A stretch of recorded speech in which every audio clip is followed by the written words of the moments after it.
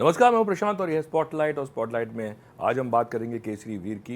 ये कहानी आपने बहुत सारे जगह पढ़ी भी होगी, लेकिन देखने का मौका पहली बार मिलेगा आप लोगों को, क्योंकि मैंने ये कहानी बहुत लोगों से सुनी है जो कि सोमनाथ मंदिर के बारे में है, पर फिल्म के तौर पे शायद ये फिल्म नहीं है। हम बात कर रहे हैं फिल्म की कास्ट से। हमारे साथ हैं सूरज पंचोली, आकांक्षा शर्मा और सुनील शेट्टी, जिन्हें हम प्यार से अन्ना बोलते हैं। बहुत बहुत शुक्रिया बात करने के लिए। सबसे पहले तो मैं यही पूछना चाहूँगा, सवाल अन्ना आपसे शुरू करता हूँ मैं, कि मुगल काल से लेके और अब तक आपको लगता है कहीं ना कहीं एक ही लड़ाई लड़ रहे हैं हम लोग? 100%। देश को भारत को कैसे लूटा जा सकता है, कल्चरली, फाइनेंशियली, हर तरीके से। तो और उस बार भी वैसे ही हुआ था। और हामिद जी जैसे, वेगड़ा जी जैसे, और वो एकजुट होके कैसे उन्हें रोके थे। कोशिश तो थी कि आई थिंक 12 या 13 अटैक्स हुए थे जी सोमनाथ के मंदिर पर जी। और कभी भी सक्सेसफुल नहीं रहे। तो वही कहानी है और आज भी वही कहानी है। हमें ही लूटने की कोशिश की जा रही है, हमारे में ही भेदभाव डालने की कोशिश की जा रही है, हेट्रेड स्प्रेड करने के लिए, डर स्प्रेड करने के लिए। राइट। पीरियड फिल्म है सूरज, और पीरियड फिल्म करना मेरे ख्याल में हर एक्टर की ख्वाहिश होती है। और आजकल पिछले कुछ वक्त से, जब से बाहुबली आई है, तो एकदम दोबारा ये शुरू हो गया। मैं आपसे ये पूछना चाहूँगा, जब फिल्म इस तरह की आपके पास आती है तो बहुत सारी रिस्पॉन्सिबिलिटी होती है एक्टर की, फिजिकली भी, मेंटली भी। और बहुत सारे एक्टर्स इस तरह के कैरेक्टर्स में या इस तरह के रोल निभाते हुए फेल हो जाते हैं। डर था कुछ इस तरह का कि यार इतनी इस तरह का एक कैरेक्टर जो कि आज के पीरियड का नहीं है। सर, ये मेरा हमेशा सपना था कि मैं एक वॉरियर का रोल करूं, एक योद्धा का रोल करूं। और जब मेरे प्रोड्यूसर कन्नू सर ने ये फिल्म मुझे सुनाई, तब मुझे ऑलरेडी पता था कि हमीर जी कौन है, क्योंकि मैं सोमनाथ जा चुका हूं वहाँ पे। और अगर आप सोमनाथ गए हो तो आप देखोगे सोमनाथ मंदिर के ठीक सामने एक हमीर जी का बहुत ही बड़ा शानदार मूर्ति है, स्टैचू है।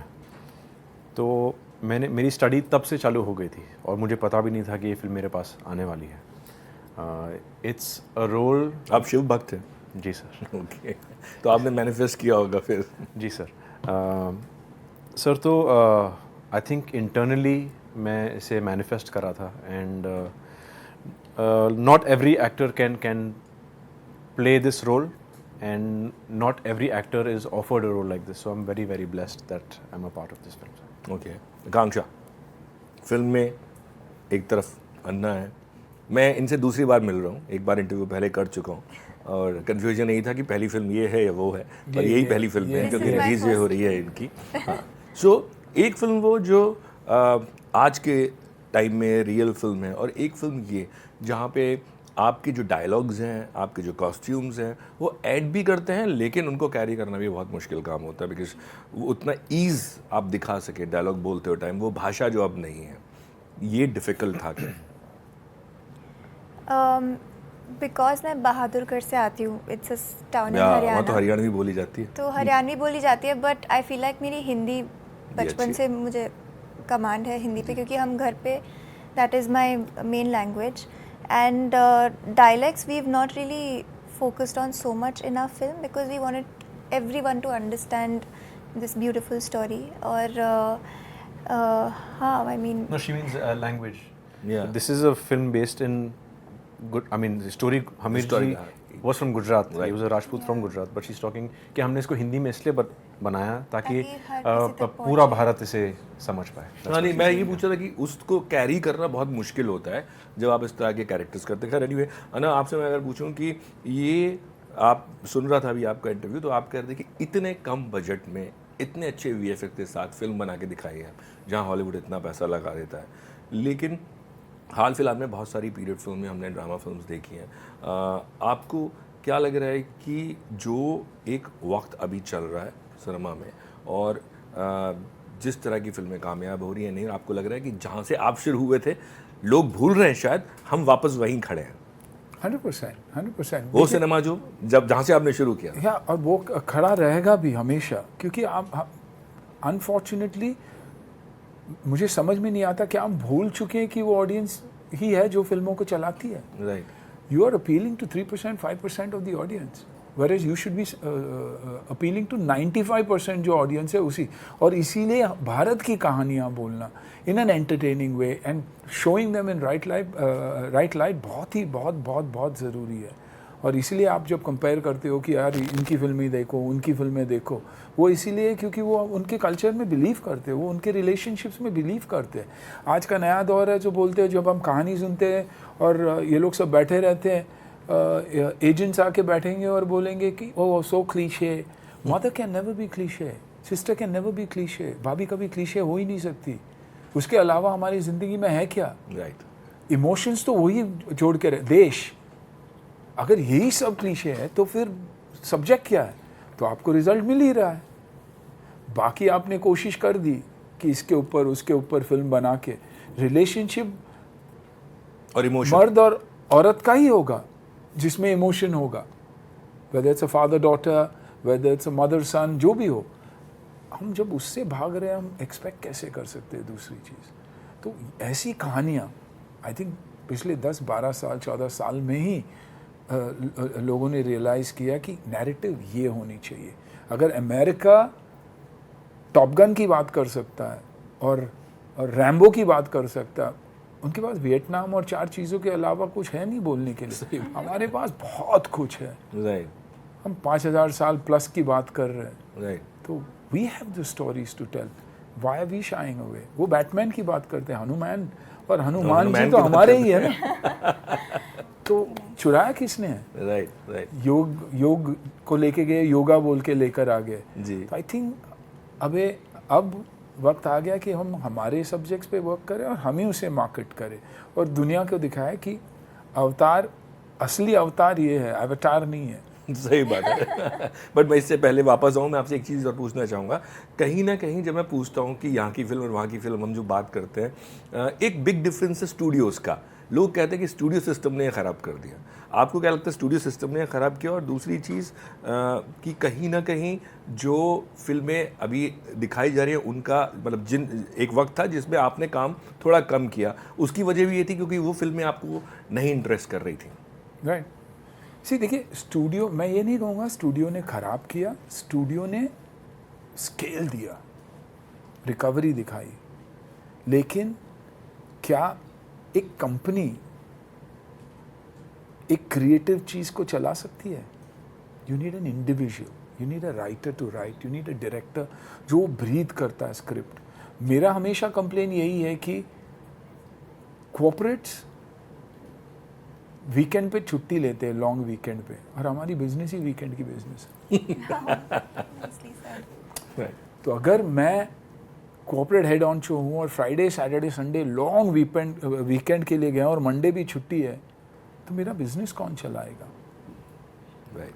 और इसीलिए ये जो स्टार्टअप की दुनिया है ये डेंजरस होते जा रहा है, क्योंकि ओनर ड्रिवन बिजनेस होते हुए नहीं है, क्योंकि इन्वेस्टर्स आ रहे हैं और वो बच्चों को बता रहे हैं कि आपको ये टारगेट अचीव करना, ये अचीव करना, ये नंबर्स दिखा दो ताकि हम ये पैसे रेस करें. वो पैसे रेस करने के पीछे पड़े हुए, ना कि बिजनेस को बढ़ावा देने की. I think that is happening है. अंग्रेज़ी फिल्मों के मार्केट्स बढ़ चुके हैं. मैंने पहले भी कहा कि 15 लाख की बिजनेस नहीं करती थी. एक जेम्स बॉन्ड की भी फिल्म आती थी तो वो 15 लाख की बिजनेस नहीं करती है, लेकिन आज आने से पहले 150 करोड़ की बिजनेस करती है. कैसे? Because it is controlled by them. So they're talking distribution, they're talking collection, they're talking sales, they're talking everything. लेकिन हमारी फिल्मों की नहीं. लेकिन इसीलिए सोचना ज़रूरी है. We need to put our thoughts into it.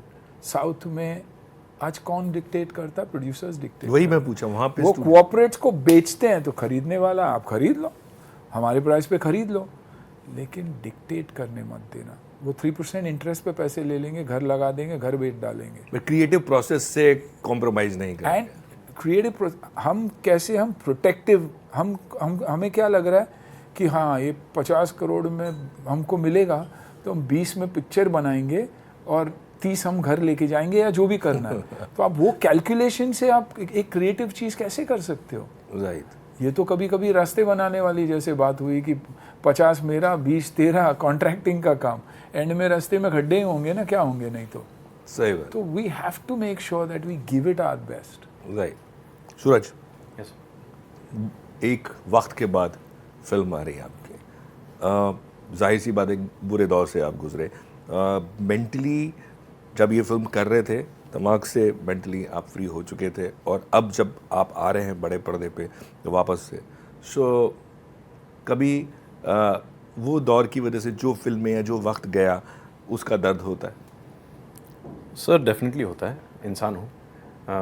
I wish मैं और काम कर सकता, पर I have promised nobody but myself कि I will prove many people wrong, and I want to make my self and my family proud, and I know that there are a lot of other people like Salman sir, like Sunil sir, who have a lot of faith in me, and I want to only work with people who have faith in me, and I want to make all of them proud.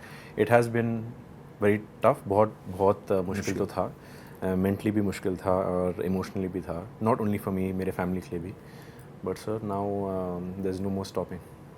But अब इस film के साथ अगर हम बात करें तो इस फिल्म को जब आप कर रहे थे, करने के लिए आपको जिस तरह की मशक्क़त के साथ साथ एक मॉरल सपोर्ट, अगर मैं बोलूँ, फिल्म से पहले और वापस खड़े होने में एक आदमी को नर्वसनेस होती है, उस दौर से निकलने, ऐसा था आपके साथ? और किन लोगों ने फिर आपको और सपोर्ट किया apart from Anna and Salman? Sir on set में उतना नर्वस, मैं शायद से ऑन सेट तो नर्वस था ही नहीं, क्योंकि सर मेरा खुद का background as an assistant director था, तो मैंने बहुत ऑन सेट से मेरा मतलब है कि आफ्टर दिस दौर ये जो गया, क्योंकि वापस एक हो जाता है ना कि अरे दोबारा से मैं खड़ा हो रहा हूँ, दोबारा से एक छूट जाते, टच छूट जाता है। सर पर सबकॉन्शियस माइंड में मैं हमेशा सेट पे ही था। ओके, तो I think I was always ready for it, तो मुझे कभी ऐसा लगा नहीं कि मैंने मिस आउट किया, भले ही इतना टाइम हो गया, पर जब मैं सेट पे गया मुझे लगा कि सीधा मैं एक सेट से दूसरे सेट जा रहा हूँ, तो I think I was living it, मैं अपने माइंड में, अपने दिल में उसको जी रहा था, और आज हम यहाँ आए, मुझे पता भी नहीं हमने फिल्म कैसी कंप्लीट कर दी और हम आज यहाँ बैठे, 70 दिन का हमने शूटिंग किया है और अब हम यहाँ हैं, तो आई डोंट नो कि वो एक सपना था या एक क्या था कि हम यहाँ तक पहुँच गए। सर ऐसी सबसे मुश्किल चीज़ जो इस फिल्म में आपको लगी हो, कि जो आपको लगा कि हाँ ये शायद मैं आगे पता नहीं कर पाऊँगा, इससे पहले या करने का ख्वाब देखा हो? एक्शन तो नो डाउट है, क्योंकि मैं जब देख रहा था इसका ट्रेलर तो मुझे कुछ चीज़ों को लेके बड़ा मज़ा आया, और मैंने सोचा कि हमेशा इस तरह की फिल्मों में मैं जो देखता हूँ ना कि पिक्चराइज तो आप करते हैं, लेकिन उनको हम नाम देते हैं आइटम सीन। जो आइटम सीन वॉर फिल्म में बहुत बनाते हैं लोग, लेकिन वो आइटम सीन क्रिएट नहीं करते, जो आरआर में या बाहुबली में या हमने देखे, वो यहाँ पे मुझे देखने को मिला कि अगर आप एक्शन करते हो उसको थोड़ा देर का स्टे दे के आप उस पर एक कहते हैं ना फोकस कर देते हैं उस पर, वो मुझे इसमें देखने को मिला। And I was shocked also कि आपने जैसे कहा कि उतने बजट में लोग क्या कर देते हैं, और वो मुझे देखने को मिल रहा है। So in that case I am asking you sir, in that case हमारे एक्शन सीक्वेंसेस जो बजट मिला है हमें और जो हिसाब से हमको सपोर्ट मिला है, आई थिंक हमने बहुत ज़्यादा ही अच्छा किया है, नॉट जस्ट बिकॉज ये हमारी फिल्म है। हमारा एक शिवरात्रि तांडव स्टाइल में एक फ़ाइट है, सुनील सर की एक बहुत ही अमेजिंग एंट्री है, मेरा इंट्रोडक्शन बहुत ही ग्रैंड है, आकांक्षा का इंट्रोडक्शन बहुत ही ज़्यादा ग्रैंड है, हमारा climax is one part of the entire film, मतलब क्लाइमैक्स एक तरफ, फिल्म एक तरफ। तो हमने सर, मैं देख रहा हूँ हमारी फिल्में लोग कंपेयर करें छावा के साथ, पर सर हमारा मैंने एक आज बड़ा अजीब वो पढ़ा, आपने भी शायद पढ़ा होगा। सर नहीं पढ़ा एक्चुअली हम, तो सर हमारा बजट इज इंटायर फिल्म का बजट छावा से कम है। छावा का एक गाना होगा सर हमारा फिल्म का budget. Am I lying? You know, the thing is, the beauty of this is budget from our perspective, what the producer has given is brilliant. Yes. But if you compare it, it may not be. लेकिन हमारी film में action नहीं है, हमारी film में emotion है। Right. हमारी film में शिवजी के प्रति प्यार है, वो आपको दिखाई देगा। एक्शन तो हम मैं रात को नींद में भी कर लेता हूँ, you know, and I don't need to rehearse, I am not being arrogant but it's a I know लेकिन ये काम करते वक्त, ऐसे एक्शन करते वक्त जो इंटरनल जो फील है ना वो अलग है, और वो फील शायद मुझे बॉर्डर में वो फील हुआ होगा because of the love for the country, and here for the love for Shivji and the country. तो वो बात है आप में, वो इसलिए आपने कहा कि वो ठहराव है, और मैं प्रिंस को ढूंढ रहा था क्योंकि बार बार मैं प्रिंस को हमेशा मेरे डायरेक्टर को यही बोलता रहता था। मैंने खुद जाके एमडी पे उनके बारे में पढ़ा देखने के बाद, मैंने कहा इनका बैकग्राउंड क्या है। मैं बोला ठहराव लेकर आओ, let the audience enjoy that moment and feel कि हाँ ये मैं हूँ, और वो तब आता है जब आप ठहराव देते हो। आप जब cut cut cut cut cut करते हो तो आप ऑडियंस को भी चांस नहीं देते। तो that is what the action is. Action directors के साथ भी जब बैठते थे तो हम यही बोलते थे कि क्योंकि सामने 5000 लोग हैं और हम 50, तो यू आर एनीवेज, ऑडियंस को भी पता है ये तो ख़त्म होगा, लेकिन क्या कैन कैसे खत्म होगा टिल द लास्ट ब्रेथ, और that is Veer ji, that is Aamir. जब आप देखोगे कि हेडलेस आदमी, जान है उसमें, जब आप सैक्रिफाइस करते हो किसी चीज़ को, तो till that last drop of blood he is fighting. जो राजपूतों की हिस्ट्री है, राजपूत कभी हारता नहीं, कभी झुकता नहीं। राइट तो ये बात है। That's see the film talks, हम उसके बारे में बात करते हैं। सब्जेक्ट ऑब्जेक्ट सब ठीक है, अगर कैरेक्टर्स को लोगों ने एक्सेप्ट किया तो this film will work. Characters हो तो आपने जैसी फिल्म सोची है वैसी अगर पर्दे पे होता है। जी, आई थिंक वो hats off to Kanubhai and Prince and music. Again I come back to Monty, again I come back to Monty Sharma, बहुत टाइम के बाद सिनेमाटोग्राफर, जी यू नो। आकांक्षा, लास्ट 2 लोग बैठे हैं आपके आजू बाजू, जी है ना, और पहली बार आप काम कर रही हैं इनके साथ, तो ज़रा बताइए कि आपके एक्सपीरियंसेस इनके साथ क्या थे as a seniors and actors. जब मेरा पहला सीन था सुनील सर के साथ, मैं थोड़ी नर्वस थी और लाइंस भी अपनी पहली फिल्म कौन सी देखी थी सर की? मुझे पहली फिल्म याद नहीं, मैं बहुत छोटी थी, बट आई अच्छा, रिमेंबर वो फिल्म जो आपके दिमाग में रह गई हो।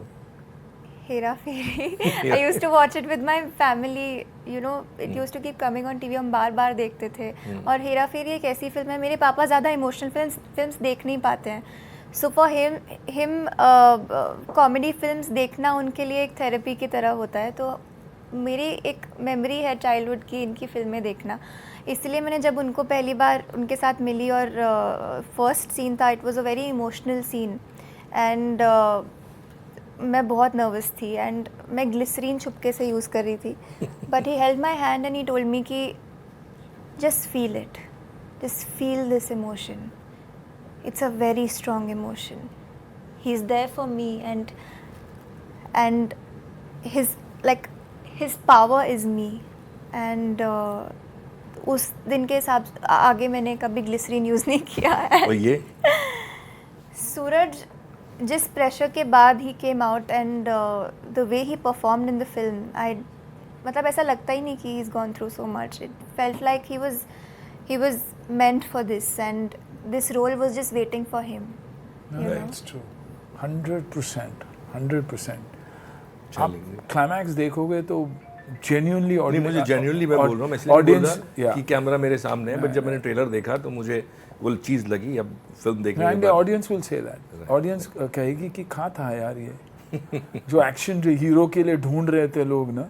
You are right, You know, you are right. That search are is right. Over, and I will not even blame, इन बच्चों को मैं ब्लेम भी नहीं करूँगा। आप ऐसी फिल्में ही नहीं बनाते हो तो आप Right. क्या करोगे? एक्शन आहान का भी बहुत अच्छा है। हाँ, यू नो, एंड या उसका भी टाइम आएगा, Right. डेफिनेटली आएगा।